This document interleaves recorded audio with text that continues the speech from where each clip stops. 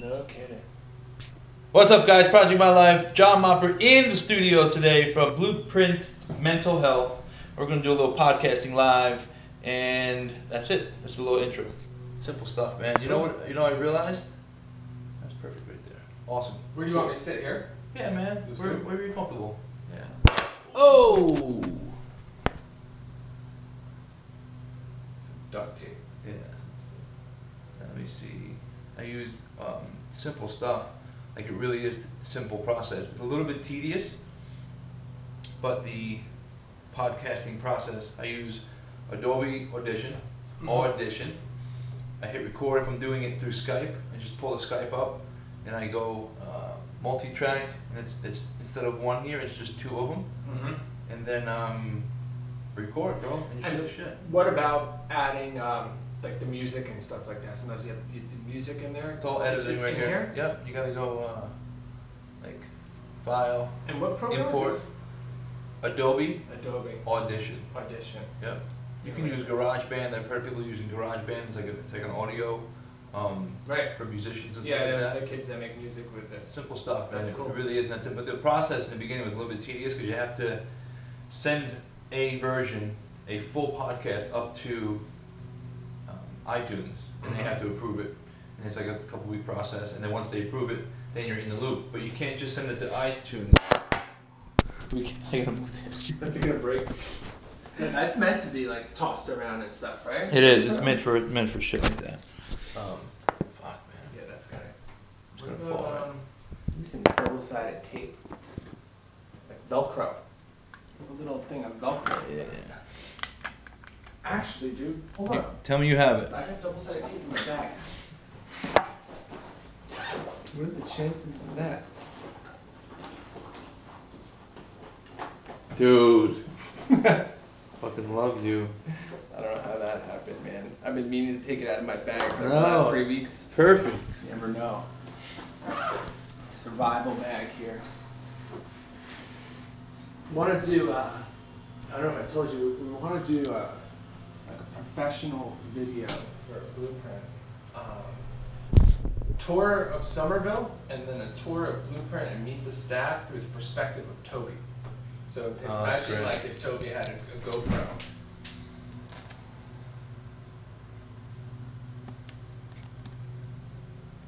That's great. So would you strap a GoPro on his back, or what'd you do? Or, you know, I'd probably have the crew, whoever shoots it, just shoot it as Low. if, you know, like shoot it low behind him, you know. I think it's a great idea. And we want to pop into different business owners on Main Street on the walk. So we're going to start it in our apartment, right? So we're sitting on our couch. Me and Michelle, hi, I'm John with Blueprint Mental Health. Hi, Michelle, this is Toby. He's our therapy dog in training. He's going to take us on a tour of Somerville and a tour of Blueprint. Let's go.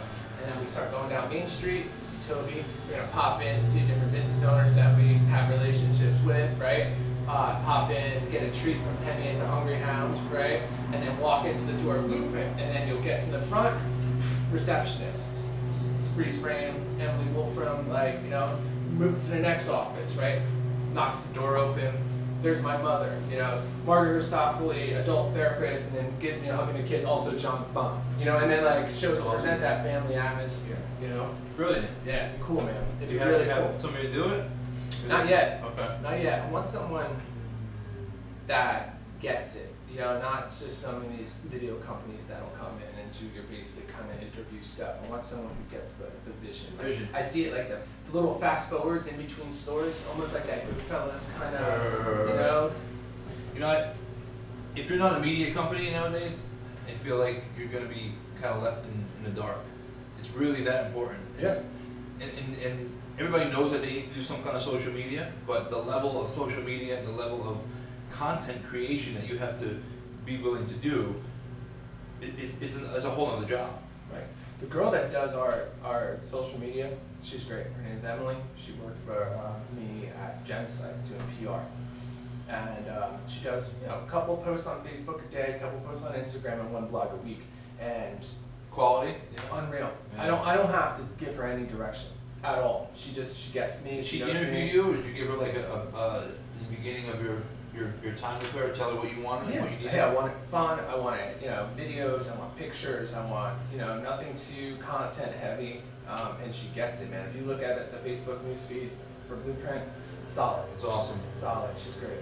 So you just started your own business, right? I'm recording. We're rolling right into it, man, and we can do it. We do it.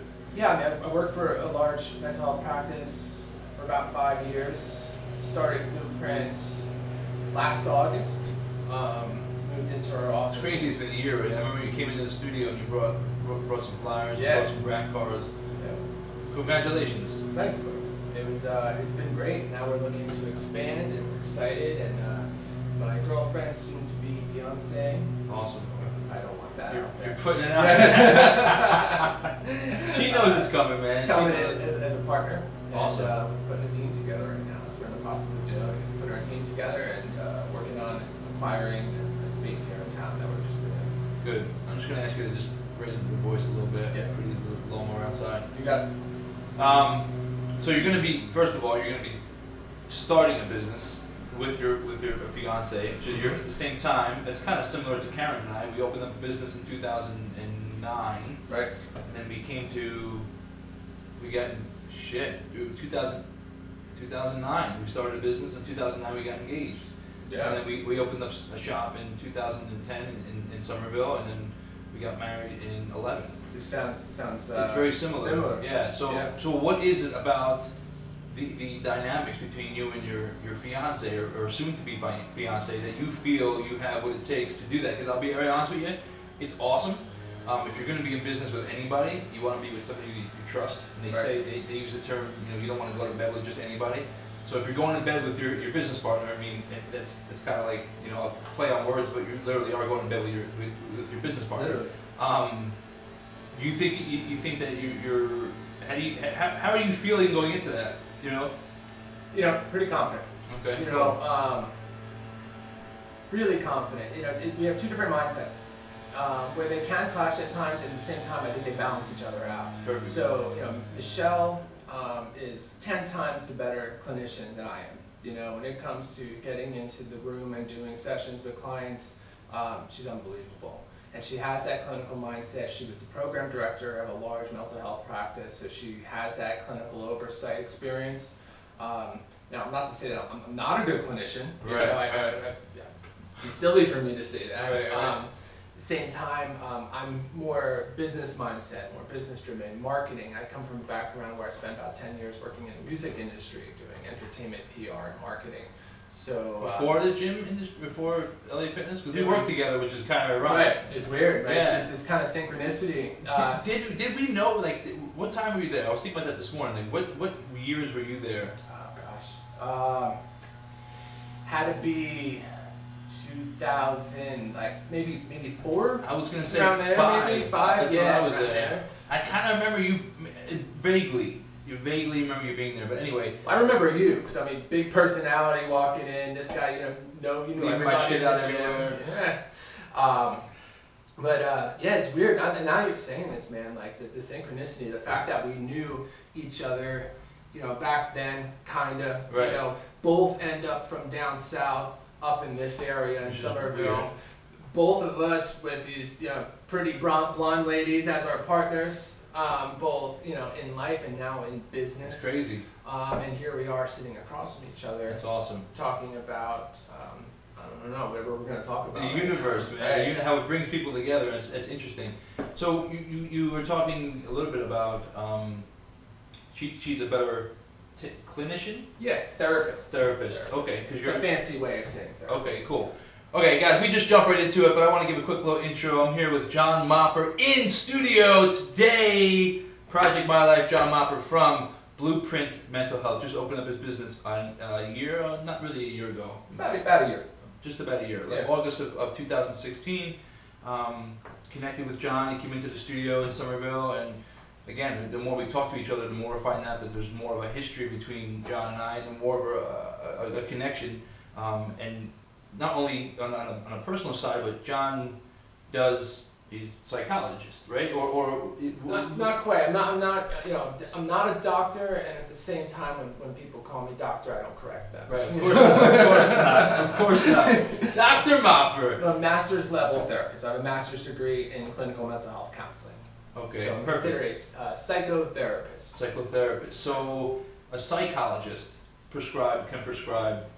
Not quite. Okay. Not quite. So you have a master's level therapist, which is like your, say, an LAC or LPC, or your licensed associate counselors or licensed professional counselors, master's degree. Same as like a licensed social worker or licensed clinical social worker. That's your master level therapist. Then you have a psychologist, which is either a PhD or a PsyD. That's a doctorate in psychology, right? They can't prescribe. They do pretty much the same thing that we do. They just went to school for like 2 more years than we did. Okay. Then after that, you have your psychiatrist, and the psychiatrist is your MD who can prescribe Psychologist medication. and psychiatrist. Right. Psychiatrist. Is one who has the prescription pad. Gotcha. And makes the big bucks. Gotcha. Yeah. Like lay on the couch kind of deal. No, it's different than that. Yeah, So really. psychologists are more of what you think of the people who are laying on the couch, and you talk about like Freud and stuff. Right. Psychiatrist is going to be more of sitting across from him at a desk. He's on his computer taking notes, and it's all about prescribing medication. There's not much therapy happening in those sessions, and that's like a 15-minute appointment usually with a psychiatrist. So you just going to your drug dealer basically and getting new drugs based upon. I don't want to say that like that, but I hear you. you know Yeah. what I mean. It's kind of like that's all. There's no personal connection. There's no trying to coach you through it. It's like these are the pills that are going to help you Right. and be done with it. Now, at what point? Because I think the drug industry is just out of control, Mhm. right? I mean, we've talked about that before. At what point is it necessary to be there, and you from your standpoint to be at that level where you need some prescription drugs, or is a lot of it going through the grind and kind of dealing with some shit and digging up some stuff and working through it? So it's both. Okay. I am, I'm a believer in medication. I think medication works when used properly. Sure. I can't get behind someone who consistently goes monthly to their psychiatrist, gets a prescription, but then doesn't do any therapy. It's kind of like being a dry drunk. It's like someone who goes and I'm sober, right? I'm not drinking, but they're not working on changing themselves at all. Gotcha. I have clients that'll come to me, and I work primarily with teens and young adults, and their parents might come in saying, "We don't want medication. We don't want medication," and I'll give it a shot without. We will start doing our therapy without. If I'm seeing certain factors come up consistently, like suicidality, some self-harming behaviors, maybe they're cutting, maybe they're hurting themselves in some way. And that's not getting better, sure, we look to medication as a way of gaining some traction.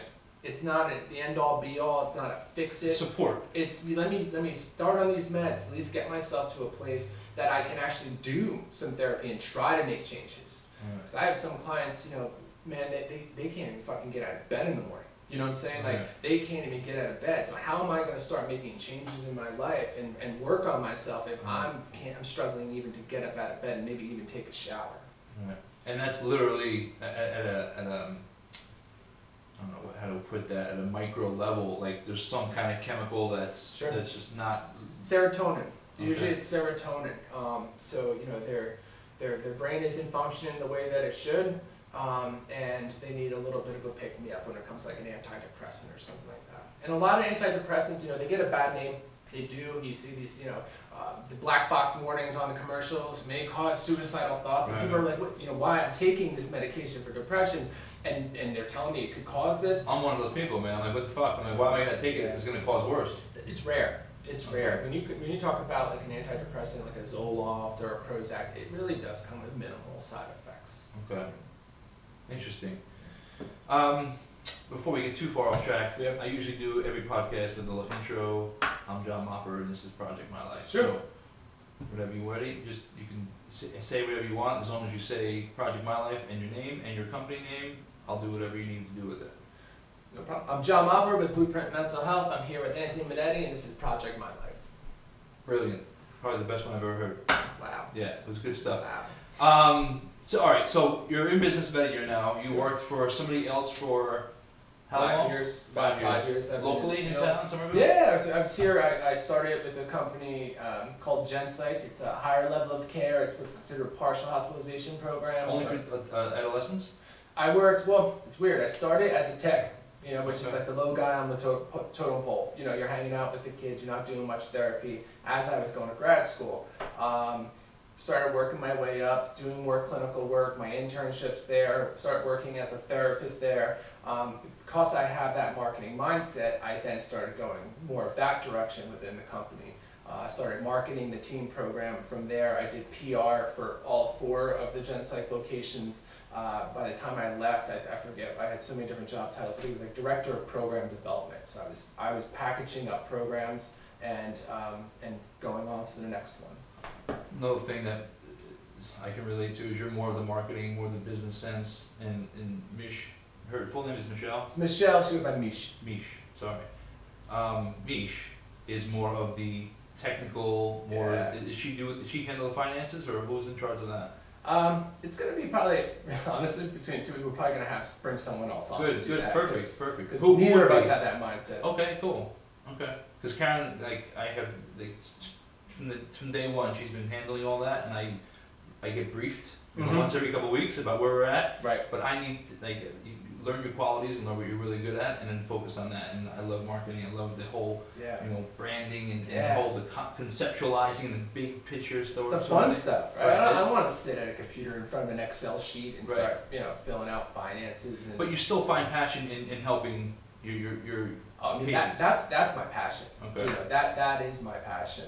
The marketing and the growing the business, that's just fun for me. That's people, I guess, I used to concern myself that I didn't have enough hobbies, but the truth is, like, growing a business is something I find pleasure in. Like, it's fun, man. Like, sitting here doing a podcast with you. I know. Yeah, that's why this is what I want to do. I was looking forward to it. That's awesome. That's awesome. And I said to Mish, I said, oh yeah, me and Anthony are hanging out later. Right. It's not like we're doing work, right? It's true, because that is your business. You're building your business, you're talking about your business, but it's also the fun part of it. Whereas some people hate this part of it, and I love this more than I do.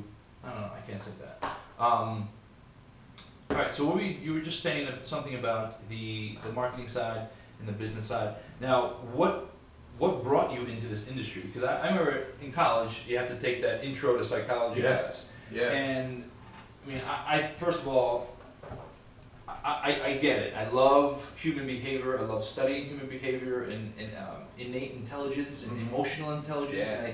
And what makes people think.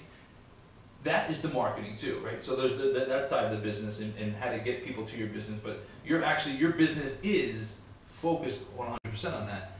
What brought you into that industry? Because when I was going through that book, I thought I had everything fucking wrong with me. Because in psychology, that's what happens. Yeah. I'm like, I have that. Sure. Fuck, I have that. Or my parents have that. Fuck, I have that. Well, and I get like a little bit paranoid, and then you realize that every kid in school was going through the same shit. Right. You obviously you get through it, but so yeah, I thought about this before. So when I went to college, undergrad, I had a lot of fun, and at the same time, barely went to class. I partied a lot. I was a social of my fraternity, and I had a really great time. And I was really, charismatic guy, and I was under this illusion that like, hey, you know what? You're gonna get a cool job.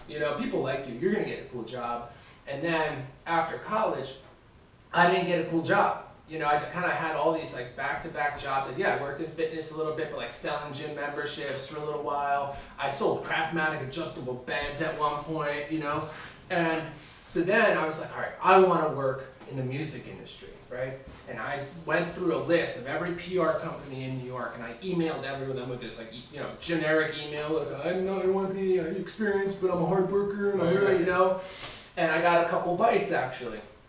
And worked in that industry for a good amount of years, barely getting paid at times. I remember at one point I had a boss like, Friday said, "Do you think you deserve to get paid this week?" It's crazy industry, And I realize now, looking back at my life at that time, working in music wasn't something that I was passionate about. It was something that I thought looked cool to other people. Right. If you looked at my Facebook feed during that time of my life, you'd be like, oh man, this guy's got it, everything together, everything's cool, taking pictures with little Stevie Van Zandt and like going bowling with different celebrities, and meanwhile, like I was barely getting paid, right. Nothing was really happening in it, and the ethics in the industry were just garbage.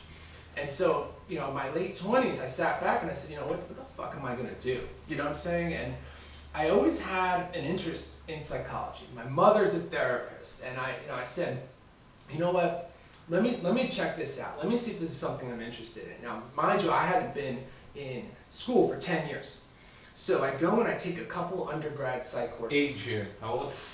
28, Okay. 29, Okay. right? And I take a couple of these undergrad psych courses, and I loved it. I took this class called Psychology of the Self and Others by this professor, was Dr. Fantousakis, this old Greek blind woman, right? And the whole class, we were reading like Deepak Chopra and like John Miguel Ruiz, like all of these books on spirituality and self-help, and I was like, yeah, I want to do this. So I applied to the master's program, and they didn't fucking let me in because my grades at Rutgers were garbage. Right. And I remember I went to the dean. And I advocated for myself. I said, listen, that was 10 years ago. You know, I'm a different person now. I need you to let me into this program. And he's all right, I'll let you in as long as you pass. They wanted A's in your first 3 core courses. We'll let you into the program. So I got 3 A's in that program. Perfect. And I wound up graduating with my master's degree with 3.986 GPA. I got 1 A minus the entire time I was there. And then once I started, it was like life-changing. I found something I was passionate about, and my whole perspective on doing work and schoolwork and all that changed. And grad school was easy for me.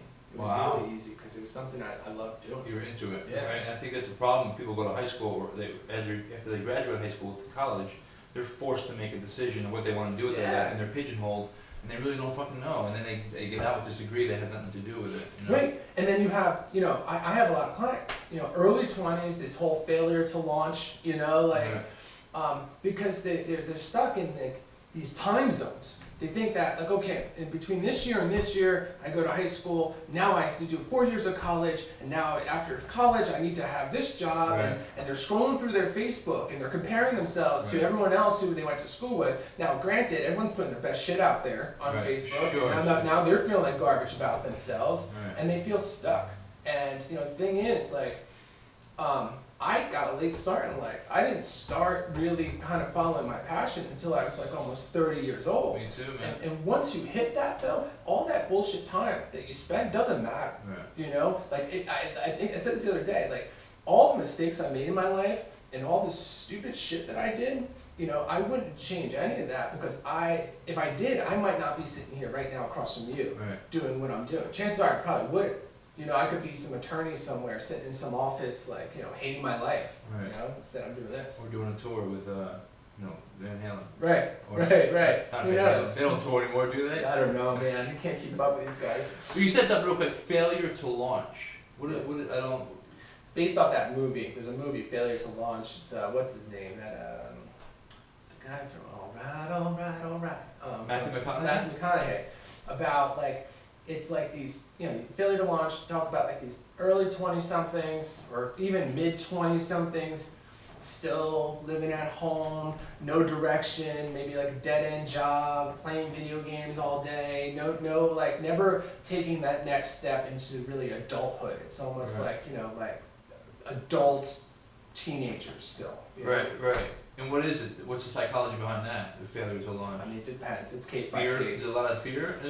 Sure. Maybe they tried once and failed, and because they tried and failed, that behavior of trying something new in their brain now equals consequence, right? So all the decisions we make are based upon reward and consequence, right? There's nothing in our life that we choose to do that doesn't come with some sort of reward. Think about it. Like, really, anything we choose to do comes with a reward. And I've had people say, oh, I take the garbage out. I don't like, well, yeah, your house doesn't smell then, right? There's always something there, right? I do charity work. It feels good to do charity work, right? So, now, also, there's nothing that we avoid in our lives that doesn't come with at least a perceived consequence, right? So, if I've tried to go to school and failed out, and then heard a bunch of shit from my parents about how disappointed they are in me, now my brain associates trying something new with consequence, and I want to avoid that. It's like, all right, think about like if you have this like big old fucking grizzly bear, right? Call him Lenny, right? And every day, Lenny goes down this grass hill He gets to the edge of the woods, right? And the woods are like these really thick, thorn-filled, crazy like woods, but he's got this path that goes through the woods, right? And at the end of that path, he's got some berries, right? Now the berries, they're all right. They're not great berries. Sometimes he eats the berries and like, they're okay, but he takes that path every day to the berries because it's an easy path to go, right? Really easy to get to those berries. But one day he's walking down the grass hill and he sees this fucking owl, and the owl's munching on these big, fat, juicy berries. And he's like, yo, owl, where'd you get those berries from? He's like, they're through the woods over there. He's like, but there's no path through the woods over there. He's like, the owl's able to fly over. He doesn't have to go through all that shit to get to the berries. Now, the bear wants those berries, but he knows I gotta go through all those thorns and sticker bushes and everything in order to get to those berries, or I can just take this path right here that's really easy and get to these kind of so-so berries, right? So now, the bear every day goes down the grass hill, he gets to the edge of the woods, and he knows the berries are over there, the good ones, but he's like, fuck it, this path's really easy, I'm going this one. And day after day after day, he keeps going down that easy path. Really, what that bear needs to do is choose not to take that easy path. The one way he's been going that drives him to the same bullshit berries he's been eating, he has to choose to instead dig his way through these pricker bushes day after day after day to get to like the good berries. So one day he decides, I'm gonna dig my way through, and he gets through and he grabs one berry and it's delicious. He's like, all right. So the next day, gets to the edge of the woods, and crawls his way through the thorns and everything, and gets to the good berry again. Delicious reward, right? I'm going because the reward associated with that. Now, day after day after day, now he starts to take this new path. He's cutting himself through the woods. The more he starts cutting himself through those pricker bushes and everything and getting to the good berries, that path gets clearer and clearer and clearer. Meanwhile, the old path he used to take is now getting grown over. And that's what people need to do. The old path, that clear path, is our usual way of thinking, our usual way of doing things. That's really fucking easy. I could cruise down there, but it cuts to the same results I've been to. What we're asking people to do in order to change their life and do something different, whether it's in psychology, whether it's in fitness, is to get to the edge of the woods, see the easy path to take to get to the so-so berries, and instead choose to chop your way through all the thorns and pricker bushes day after day after day to get to the real good berries. Microphone drop, bro. That was a fucking great story. And that's something you told before, or you just made it up on the No, fly? I mean it's along those lines. Yeah. But it's a great analogy, man, because it's so true. The path of least resistance. It's a human nature just to go through the easy way. Sure, it's survival, man. Yeah. Right? What's easy? And you think about it, it's really when we talk about therapy. What I do, we're not talking about. I'm not digging into shit from like when you were 2 years old and this happened and that happened. No, it's more about like changing our way of thinking. And we, a lot of times, all of our feelings and our behaviors are based off of thoughts. And a lot of our thoughts, though, are inaccurate or negative, right? We might say something like, nothing ever goes my way. Well, that shit's just not true, right? But my feelings and my behaviors are based off of nothing ever goes my way, right? What we're asking people to do is recognize those thoughts, be self-aware of the thoughts I'm having, check them, fact check them. Is there another perspective? Is there another way of looking at this? And that's taking that new path, reworking our thoughts into something more accurate. And over time, then your life starts to change. A couple things there, man. I mean, the message of the day in the studio I put up there this morning, strength through struggle, and I even have it up there, strength through adversity and strength through vulnerability. When you're putting yourself out there and in the path, with the most resistance, usually you get the strongest from it, right? Yeah. Wow, that's really awesome. Tell me a little bit about is this just personal experience, or did you learn about this stuff and kind of applying it to stuff that you've been through on a personal level? I mean, personal experience, without a doubt. Life isn't easy, man. It can be. Life's easy now. Right. Like hashtag life is easy. When you figure shit out. When you figure it out, it's every day, man. I think that's why my clients like coming to me. I'm authentic with them. I'm not reading from a textbook. I'm not that therapist all buttoned up. And no, I disclose some information about myself. I'm constantly, we're our best research project, man. You know, if you could go on all this research that are in the journals and whatnot, sure. But then you're basing it on what other people are reporting, and you're basing it and assuming that what they're reporting is accurate. Where I, through self-exploration, or any of us, through kind of checking in with ourselves and thinking, what drives this, what drives that, what's going on for me here, is I think the best way to go about kind of helping someone else. Self.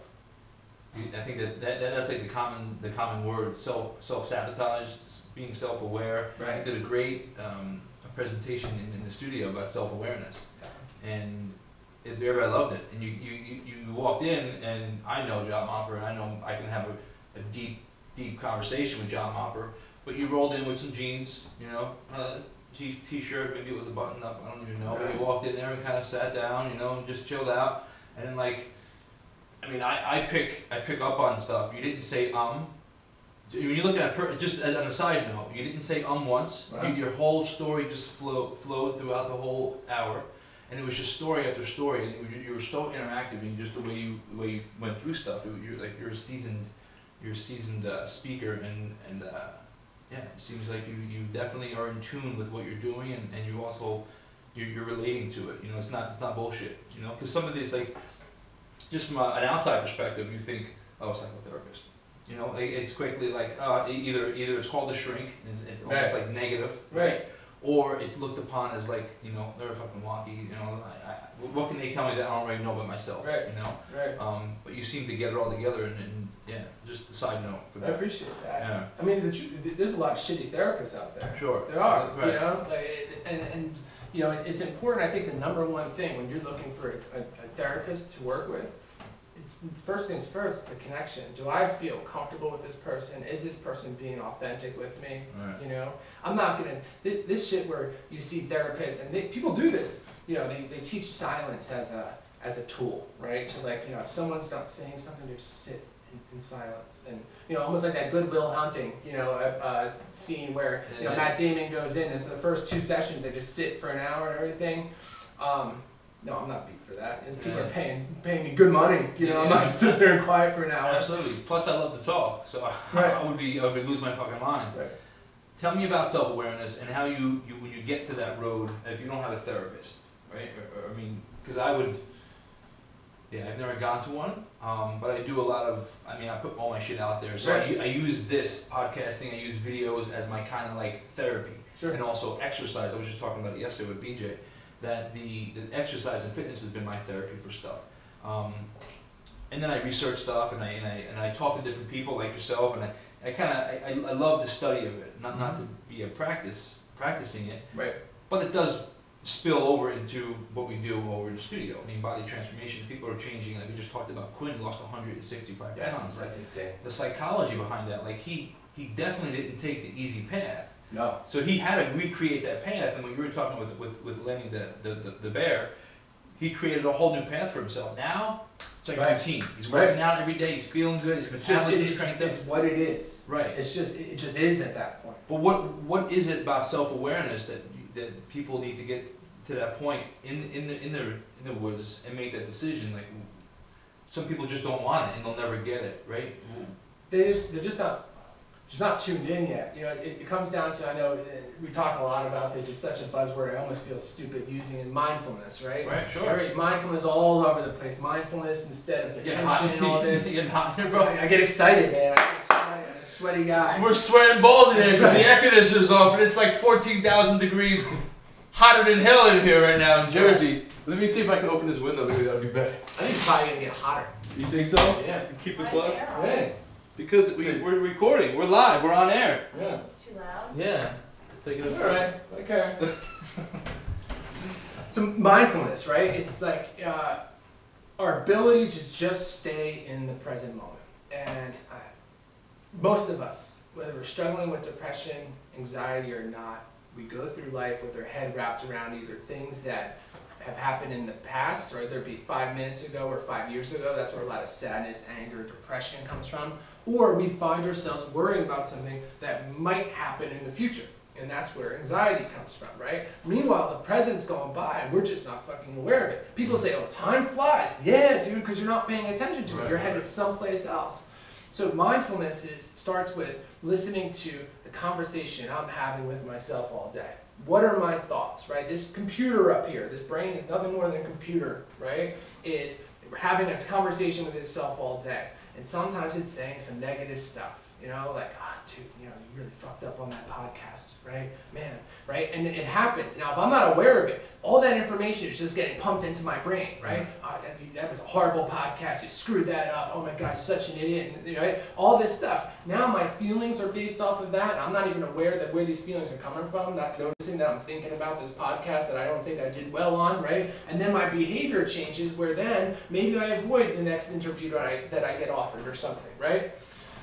Now, if I get more aware and I'm mindful, and all of a sudden I'm like walking through my day and I notice, oh man, you really screwed up that podcast. Wait, hold on. Did you? Wait a second. Now I think it went kind of well. And Anthony said you did a good job, and all right. And I could rework that thought. You know what? You know what? And that turns into maybe, you know what? I think you did all right at that podcast, and you know, maybe next time you could do a little bit better. Right? Improve. As opposed to just these negative thoughts pumping into my brain, me not being aware of them even being there, and then my feelings now, I'm going home and I'm yelling at the dog, and I'm short with my girlfriend, why? Because I'm thinking about this podcast that happened, you know, 3 hours earlier, and with a bunch of inaccurate information, with no facts to support what I'm thinking, right? So just learning to be present and listen to the conversation that we're having, almost being like a guard at the palace gates, you know? And I'm at the palace gates, and these thoughts are coming in, and these are different people coming up to the gates. I'm stopping them. Okay, you're cool. You can come in, right? Oh, you? No, wait a second. You got to go down the road this way, and sending them away. But you have to be aware of them as they're happening, or then your life is then your feelings and your behaviors are based off of things you're telling yourself that you're not aware of that might not even be true. Yeah, I think it's so difficult because I've been involved in my lifetime with people who just get stuck. They literally get, even my close family members, I see a little bit of depression and I see a little bit of anxiety.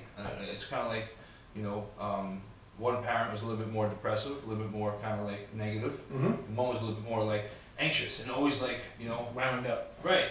I don't know if that's a common thing, but you know, my mom was more anxious, and my dad's more of a kind of a Debbie Downer, you know, and I've seen it in both sides, and they get stuck because now, I mean, they're 77 years old. Right. My parents are getting up there too. I'm just grateful that I can pick up the phone and tell them I love them. Right. I can't try to. I used to try to help them with their thought process and try to make them be a little bit more positive, a little bit more in the moment. Yeah. Done. I'm done with it. I choose my battles now. You know. Right. But what is it about? How do you get, you know, unstuck? And so for me, it's easy. I'm aware, and I look at it like the matrix of thoughts. Like you said, the gate. I look at it like matrix of thoughts, and the thoughts are constantly flying, and you have to like literally, exactly. You want to get around them, and only allow the positive thoughts in your head, and you build upon it. That's easier said than done, right? People who are going through something that's more on a clinical level, or they seek help, may not be stuck, but I think there may be kind of a bridge for the people who don't want to go for therapy or just don't have the means to it, but some people who don't really have, you know, I guess what I'm trying to say is there's what makes that person unstuck and get out of that kind of negative thought process. So the older that you are, the harder it is. Sure. Right? That's why I like working with teens. I'm more hopeful for them, you know. And what's the age? You say teen? Literally 13? My youngest I have is 10. I have a 10-year-old client I work with, really cool kid. One-on-one? Yeah, one-on-one. He's a cool kid, man. I think he's like, I believe that he's like one of these indigo kids that is like, you look at him and it looks like there's an old man in this little body, man. It's unreal. And then my oldest is 30 that I work with. So anywhere between 10 and 30. Yeah, keep it in there. Like, all right, we can talk more about the conversation. You can answer the question first. So, the older you get, I think the harder it is to get unstuck. If you think about like our brain as a computer, I really believe like, you know, we are super advanced machines, right? Really is what we are. We're these advanced machines. Now, maybe is there a soul in there that's piloting this machine? Possibly. I don't know. I'd like to think so, right? But so when we're born, we come out right into the world, and this computer pops out. It's like just the hardware of the computer, our brain. There's no software, there's no programs downloaded on you yet. It's just the shell, right? All the hardware of the computer. Then every experience we have, right? It downloads information. Actually, I read somewhere, I don't know if this is accurate, so don't quote me on this, that our brain, as a hard drive, can store up to 300 years of non-stop video, right? So everything you've ever seen in your life, everything you ever heard is still in there. It's not like it went away. It's just stored in there. You just don't have access to it all, right? Yeah, Think about this. I believe in that because right? I think subconscious never shuts off. Right. And nightmares, and you're, even if you're walking down the street, you're still picking up on shit. You're still downloading shit without you knowing it. Right. Wild shit. Yeah. Right. Matrix. It really is the fucking Matrix. Right. And so, so then every experience we have, we download information, we learn from that, and then we reference those files. So like, we touch a hot stove when we're 2. Ow! This behavior of touching a hot stove equals consequence. I avoid that. Download. So then next time I'm near a stove, I go into that file and say, oh, don't do that, right? Oh, this behavior, when I say please to mom, she gives me something, right? So that equals reward. So I learned to do that, and I reference those files. So throughout our lives, if we've been telling ourselves bad things, negative things, time after time after time, like it's in there, man. Those neural pathways are super strong, and they're really going to kind of dictate our lives.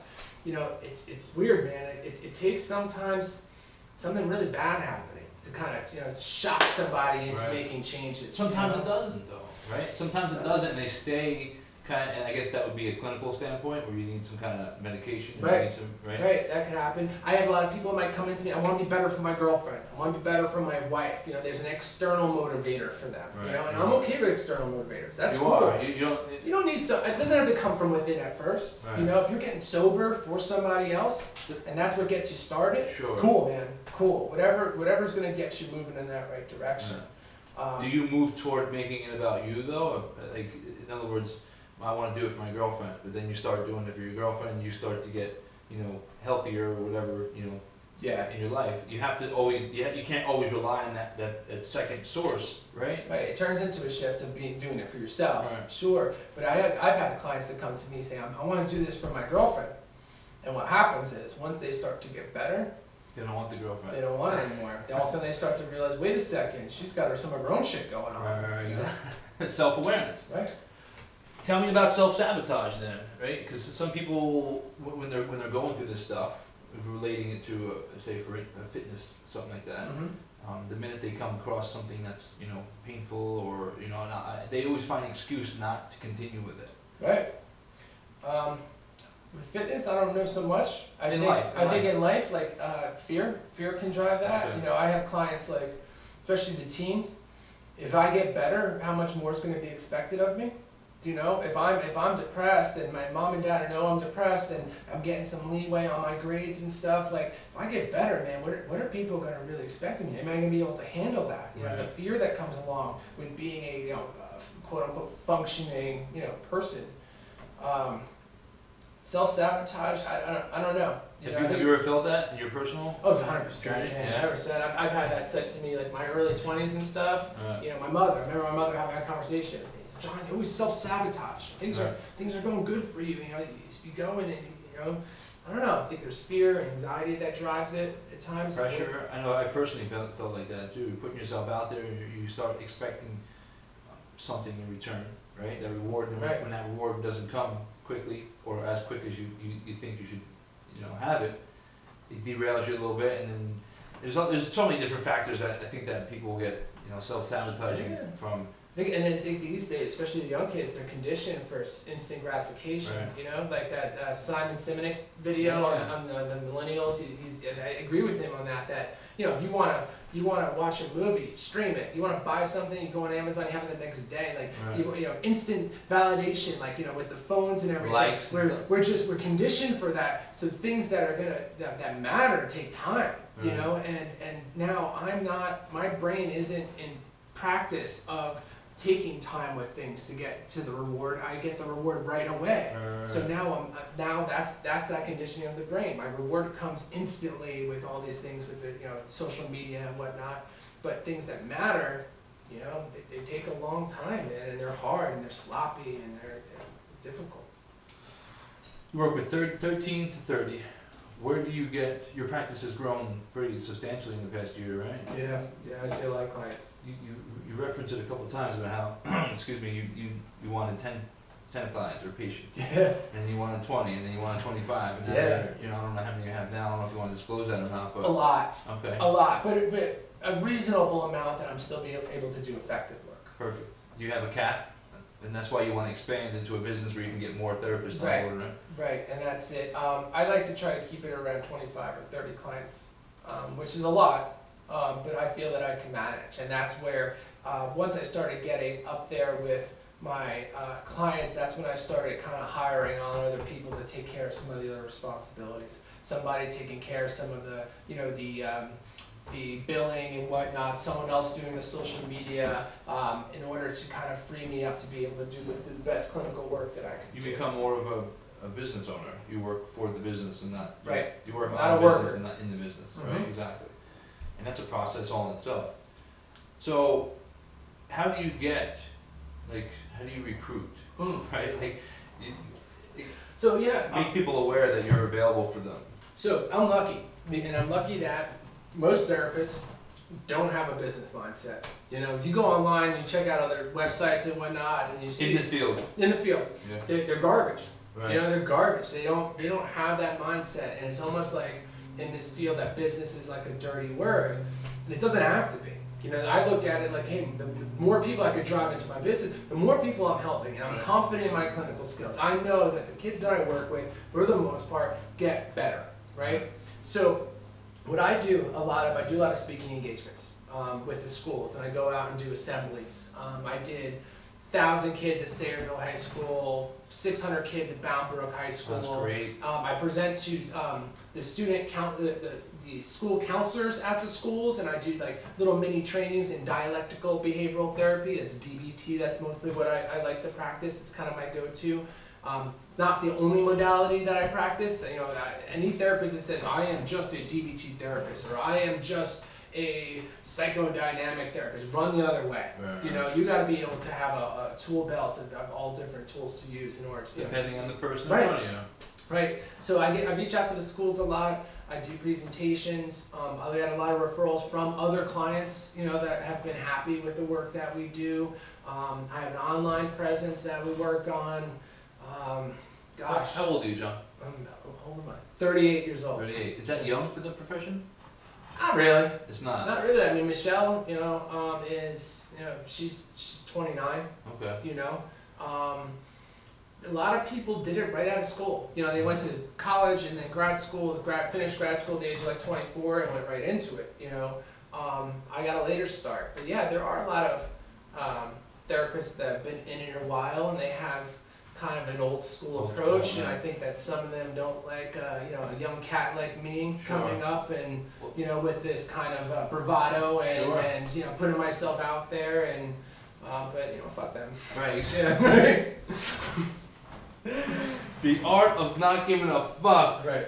Well, because I was asking, because it seems like that industry, for some reason, maybe it's just me, seems like it would be an older kind of therapist sitting in front of you because they have more experience. And maybe I'm just stereotyping that. Right. But it's good to see, you know, that you're young and so passionate and involved in helping these people out, because I see a lot of mental health issues. I feel personally, I'm not. I mean, the thing now is, are you judging me or don't judge me? But yeah, you fucking judge people and you evaluate them at least, right? And I see, especially in Somerville, there's a lot of kind of people. I don't know how to word this with being politically correct, but there's something obviously wrong with them. And they just float around town. Like, I don't know if there's like a halfway house or some kind of home for them. Or There are, and you know what you have here. You have a lot of. I see people here in town at times, and it's sad. You know, when you really think about it, that some of them are psychotic. You know, Right. like, literally, like, I mean, diagnosable psychotic, where they're seeing things that aren't there, hearing things that aren't there, paranoid, yelling at people, and not on medication. That's when someone needs medication. Right. You can't therapize the psychosis out of them. Right. You know, that's something. Therapize. Say that again. To be clinical about it, Therapize the what? The psychosis out of them. Wow. I don't know how to spell that shit. It's you know, and psychosis is when, you know, people are hallucinating, you know, that the people are after you, and that can be dangerous when someone's not supported, doesn't have anybody in their life, and then not on medication. Right. You know, that's. Well, we see people, and my biggest thing, again, maybe it's just like, why you're panhandling in New York City, but get a fucking job, right? But then Karen and I talk about it, it's like maybe there's something wrong and they can't get a job, or they don't have a manager, they're not supported. Right. So there's people out there. And that's their life, dude. It's their life. That's literally like, you know, we get so caught up in our own shit that like, you're a person. You know what I'm saying? Like, I'm gonna leave here and I'm gonna go do what I do for the day and go sleep where I sleep, and you're gonna do the same thing, like, but in your own way. You see these people, man, like, that are on the street, that are psychotic and don't have a place to stay, like, that could be me, man. It's a lottery. You know, it's really a fucking lottery. You know, you didn't pick your parents or what you were born into. Neither did Karen, neither did Michelle, neither did I. Right? We just lucked out. Right. You know, and like we could have been, you know, in some third world country right now, and that we wouldn't be doing a podcast. Right. You know, we might be trying to find water or food. Right. That's crazy. Know? So who's responsible for those people? That's just.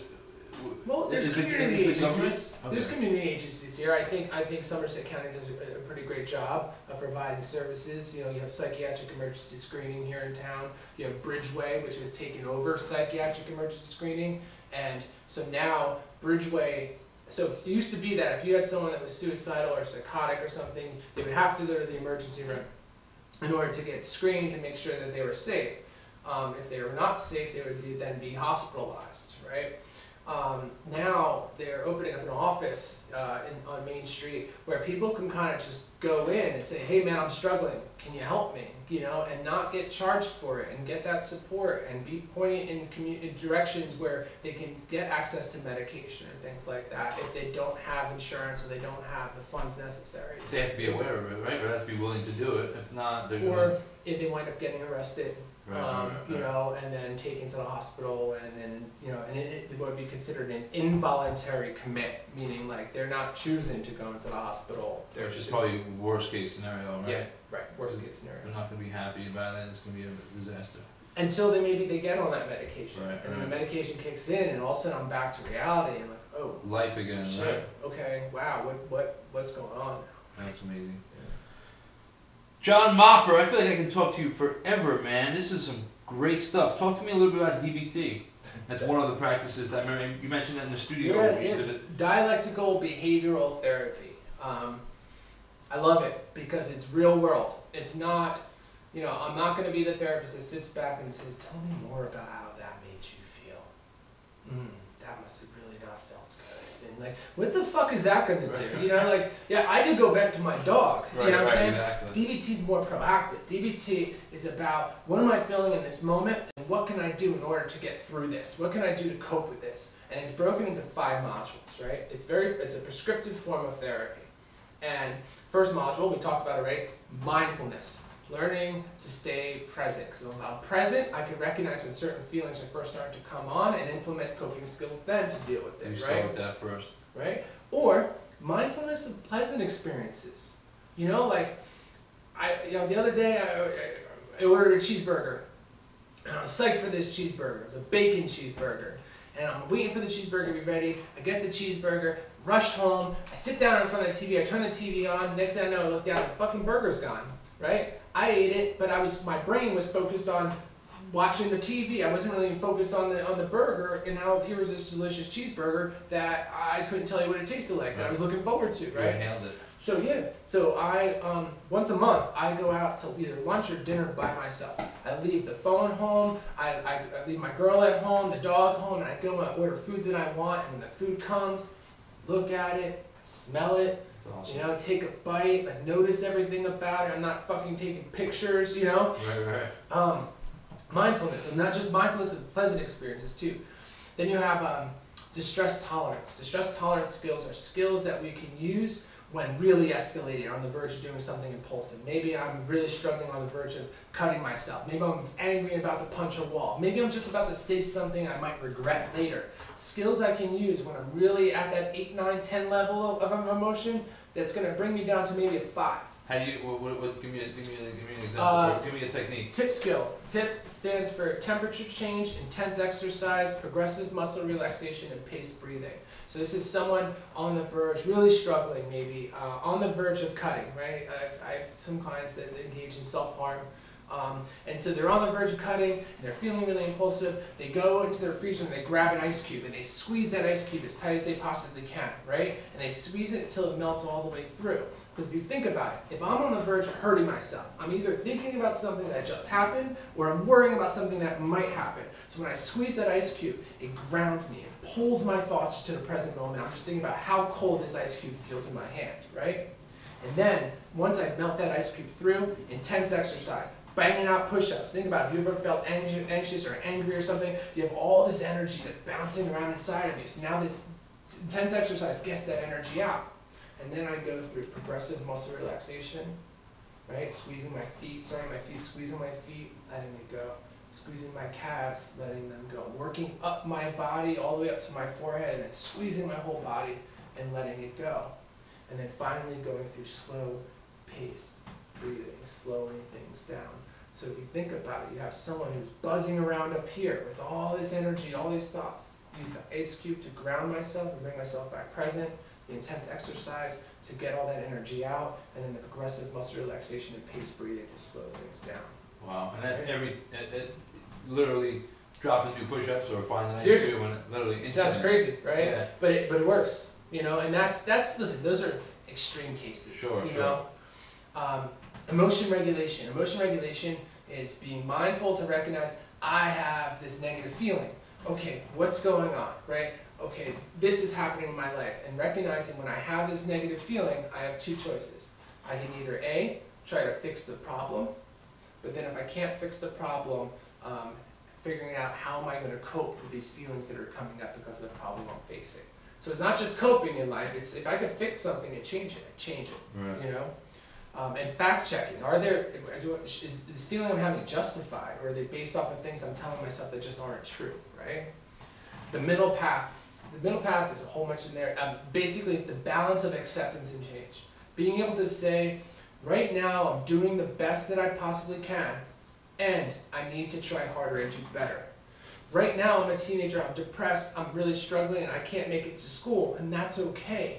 And what am I going to do in order to get to school tomorrow, right? Right now in this podcast, I'm doing the best that I can, or I'd be fucking doing better, right? This is the best that I could do. And what am I gonna do in order to improve upon the next time I'm in a situation like this, right? So I'm not judging myself where I'm at and trying to make change. I'm accepting myself where I'm at. I'm accepting, you know what, man, I'm overweight right now, right? And that's okay. I'm not gonna judge myself. This is where I'm at right now. This is the best I could do right now.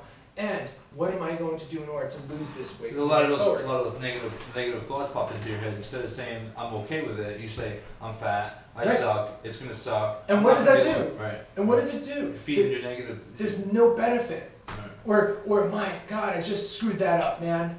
Oh God, I'm such an idiot. How did I screw that up? How did I screw that up? Not contributing to anything. What is that called? It's just like a cognitive distortion, maybe. Cognitive distortion. Or you know, just judgment, you know, of yourself after the fact. You know, it just doesn't contribute to you getting better. That's time and energy that can be spent on how do I not allow this to happen again, right? I tell you, I left Gen Psych last August. I got let go. I was laid off. I didn't choose to go at that time. I knew I was going to do the private practice. Wasn't ready to do it yet, right? But at that moment, I got let go, and I was a top person over there. I was hustling, you know? But as soon as I got that call, Friday, 3/15, August 5th, I didn't say, oh, this is so screwed up. This shouldn't have happened. I worked hard for them, blah, blah, blah. No, okay, I just let go. No emotional reaction to it. What do I need in order to kind of get back on my feet as of tomorrow? And I'm on the phone trying to find an office to rent. I'm on the phone with the website guys trying to get the website up, right? Because all the time spent saying how this shouldn't have happened to me is time that could have been spent making myself better in that moment. Talk about addiction for a minute, brother. I mean, it's kind of like, because you say being self-aware and being mindful, right? And in addiction, some people fill these psychological stuff with some kind of negative habit, right? I'm relating it to myself with chewing tobacco. Sure. So, on and off for years. In the studio, Coach Alex does his thing, so Right. I partake in it, Yeah. right? Yeah. Wife hates it, can't stand it, but it's a habit more so that like when I'm doing a certain thing, I want to grab a dip or put something in my mouth. I don't know, is it an oral fixation or is it just a negative habit that I associate certain things with? Well, it goes back to behaviorism, right? It goes back to reward and consequence, right? Yeah. You get there's a little good positive feeling, like when nicotine is a stimulant, right? Yeah. So what happens is your brain associates behavior, pocking that dip in your mouth with a hit in your brain that something positive is happening. Right, You do this time after time after time, right? People like you smoke cigarettes, right? That every time I get in the car, I gotta light a cigarette. That's because your brain is saying, get into the car, you smoke a cigarette, reward. You do reward time after time, reward. Before now, you're not even thinking about it anymore. And as soon as, or think about like someone struggling with opiate addiction, right?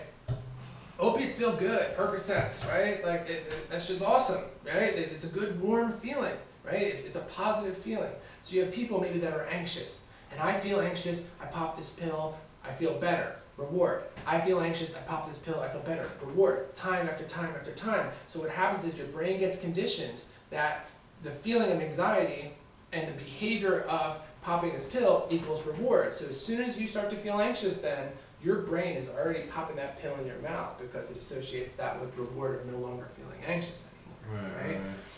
So yeah, listen, nothing in our life we choose to do doesn't come with a reward, right? Drugs too. Drugs feel good. That's why people do them, right? But what happens is people can't see past the initial reward to what the long-term consequences are. Like food's an addiction. Sure. Tastes good, feels good. Man, how do I push people your way? Like, how's that something that you like? How do I help you? Because we were in a BNI group, and we were in a BNI group. Sure. And the thing with the BNI group is how do you help others build their business, right? How do you tell somebody go see John Mopper, or just give us some insight? I think the best way, is to go to the website, which is blueprintmentalhealth.com, or you can give us a call 908-256-6965. You're just struggling a little bit and you just need some feedback, or even if we're not someone that's going to be able to help you, we can direct you to somebody who can. What are some signs? People may not even know that they're depressed, or they may not even know that they're in this. Maybe avoiding social situations. You want to go, but you can't bring yourself to go. Maybe there's some anxiety. No longer finding pleasure in things that used to bring you pleasure. Feeling tired all the time. Not wanting to kind of get out of bed.